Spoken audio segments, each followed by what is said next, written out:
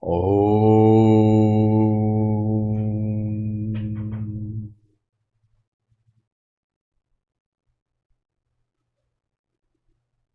Meditation skills for meditators. In this 13th class, we are going to look at the quality of meditative thought.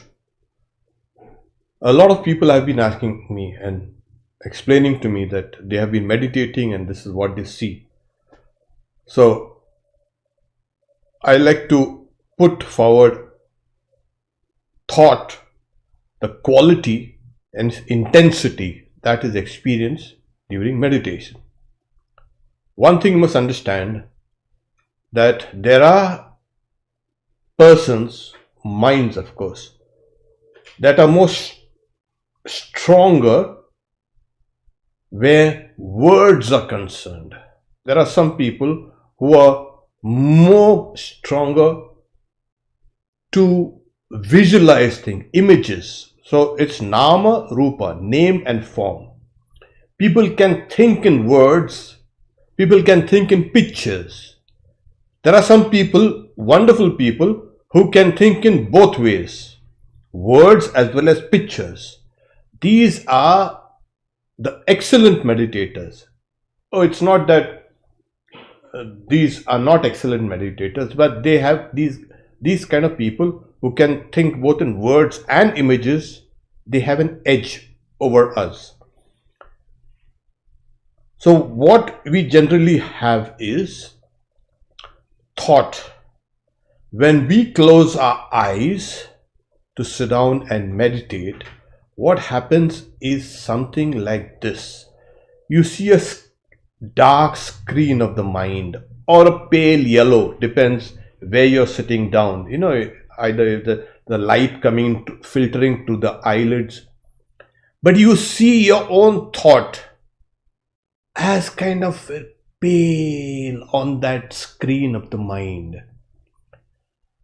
Now this is a representative image of an object. An object could be anything, but we are using it. So when we close our eyes, what happens is we see things like this. And this is for those who are really good at visualization.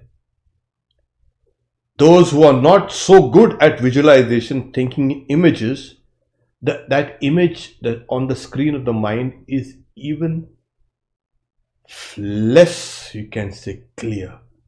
So when we close our eyes, we see the screen of the mind, we see these thoughts, they appear like that. Just a kind of a dark background and something pale.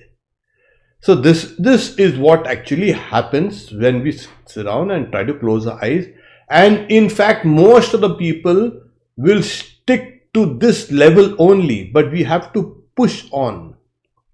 And as we try to meditate, the first thing is that the mind will start resisting. You see, when you close your eyes, you try to visualize something, you can, but try to deepen that and the mind will start resisting you. If you are not a regular practitioner, the mind is going to resist you. So the next thing that what happens is that you close your eyes and you see this. This is what is called discursive thoughts. We have put on the screen just one picture, but generally this one picture, one image has been crowded by multiple images, and things are moving about on the screen of your mind randomly. That's discursive thoughts. These thoughts are crowding in your mind and you're trying to meditate, and as you meditate, what happens is the image of the Ishta or the image symbol, everything keeps on shifting over and over again. You're trying to pin it down, but it can be pinned down, but one has to pin down. So the idea is this, during this discursive thoughts, that discursive meditation, one will find that image floating about here and there. As we keep on practicing and trying to deepen, holding on to that object, and with an unwavering, you can say, look, we are trying to fix that image there in the mind. The next thing that happens is, this is the stage of contemplation. So it is nothing but contemplation, nothing but deep thought.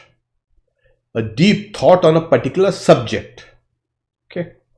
So during contemplation, the image of your Ishta or the symbol or anything comes like this.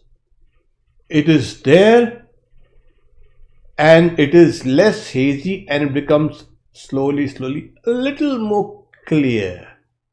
It comes out. You can see it.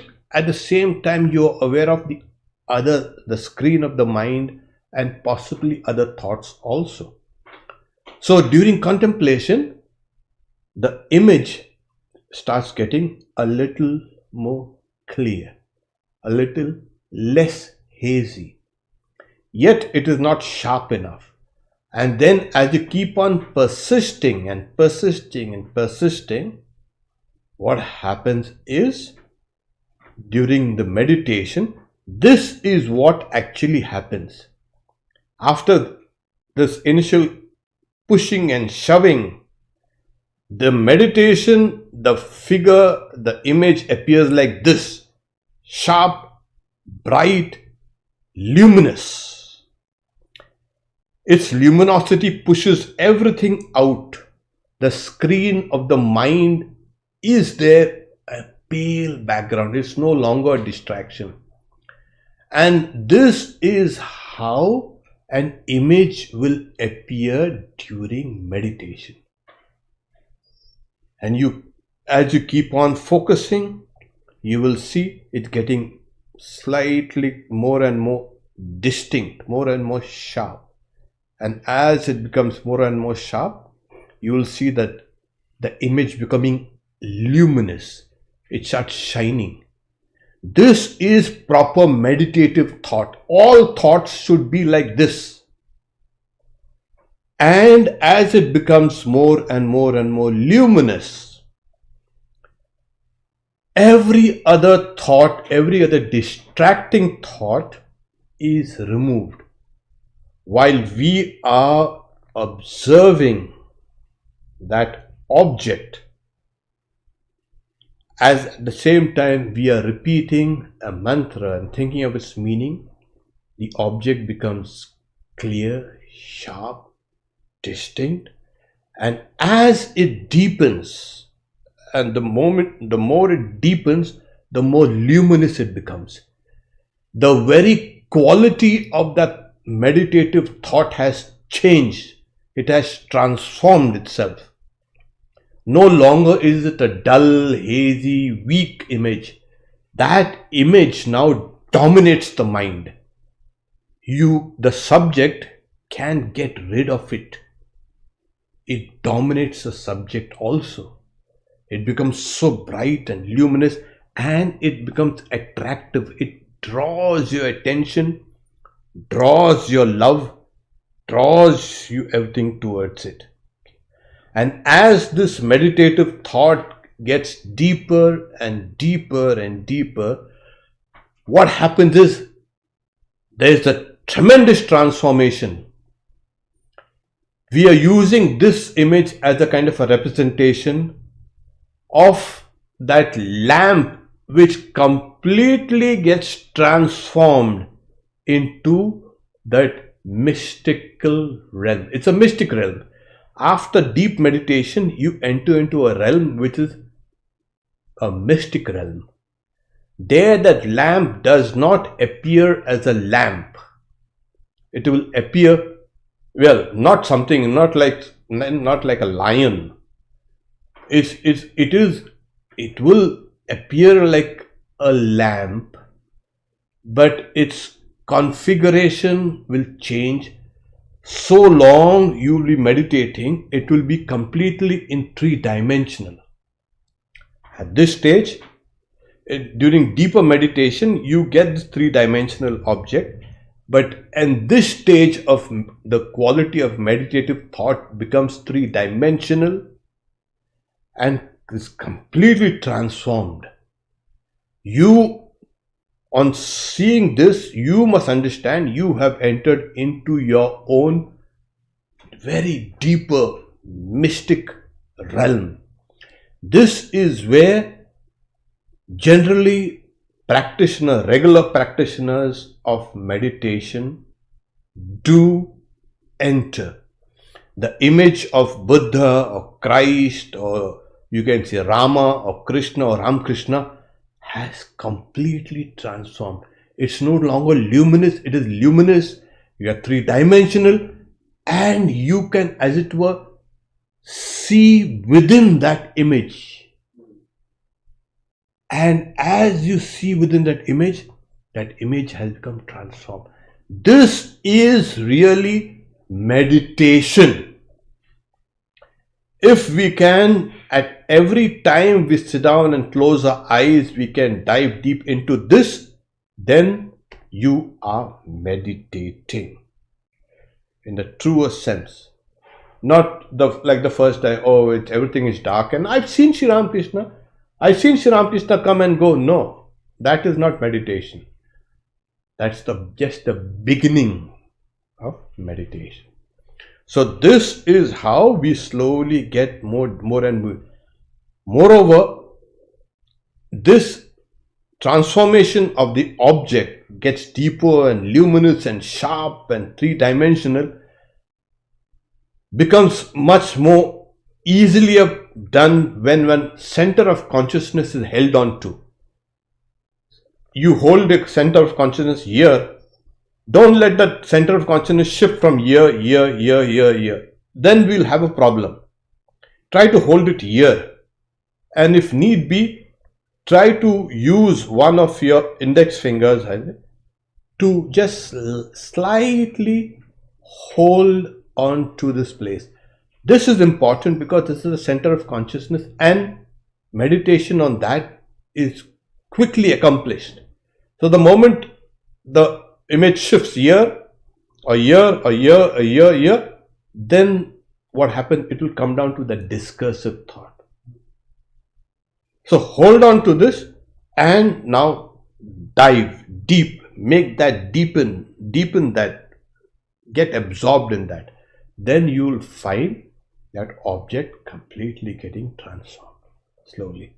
So generally these things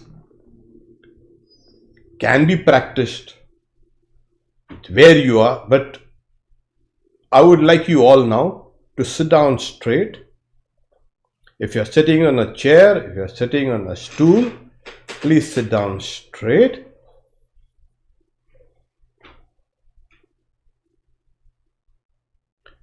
Feel all the tensions leave your body, please. The body has to be relaxed. Meditation is not a passive activity. The body is relaxed because the mind is now in a high state of strength, concentration. So it needs to have no interference from the body. So the body is calm, without any tension, without any movement, and slowly we are now kind of close your eyes, please.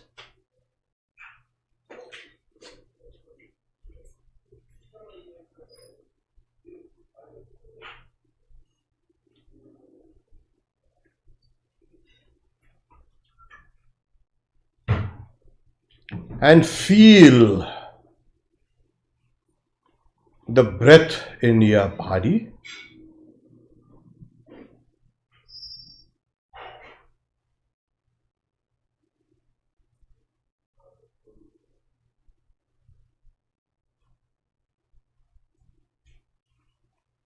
Feel your breath expanding.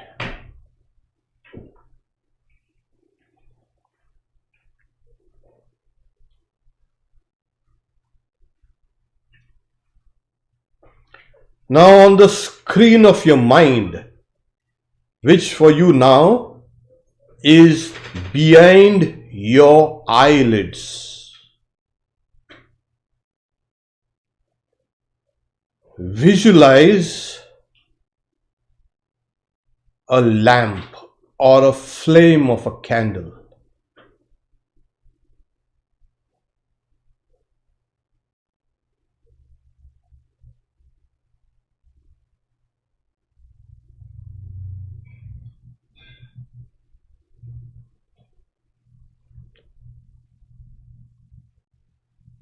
As you keep on observing that flame of the candle, try to make it sharp. Stabilize the image, please.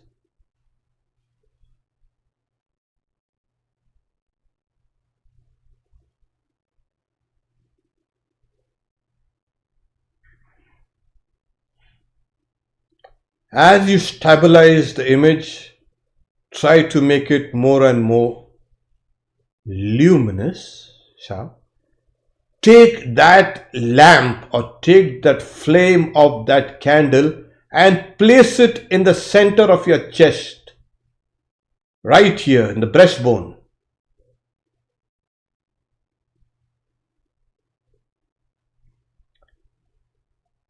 And place your finger in that space. Press it lightly, please. Don't open your eyes. You, with your finger, are as it were touching that flame.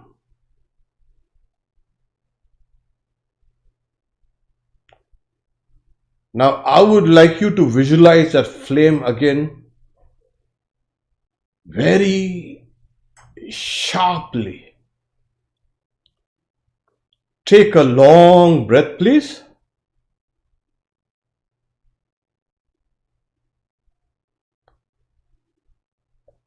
Exhale. Keep visualizing that flame. Now take a long breath, sharp breath, and hold your breath.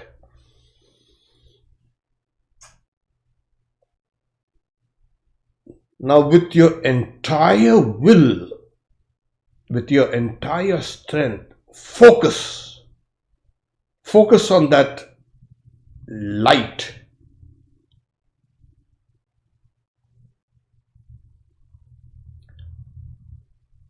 Let your breathing become normal. Now pull up all your strength from your body and from your mind, as it were, and concentrate it there on the object.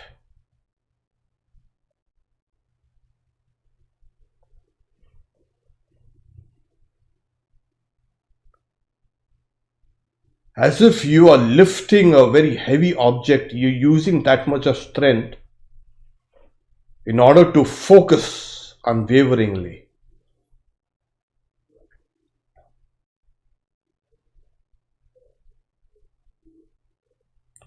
Let go, please. Take your finger off from that center of consciousness. Breathe deeply. Open your eyes.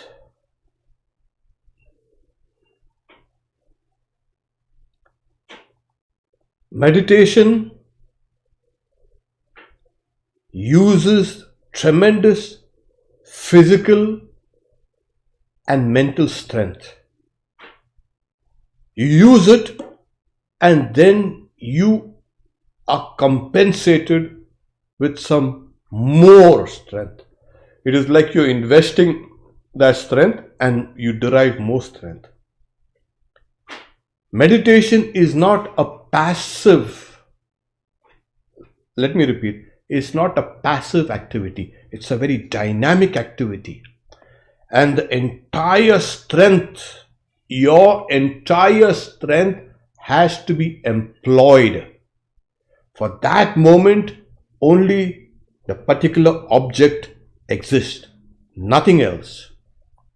Slowly the consciousness of everything else will dissipate. What remains is that intensity, the luminosity of the object.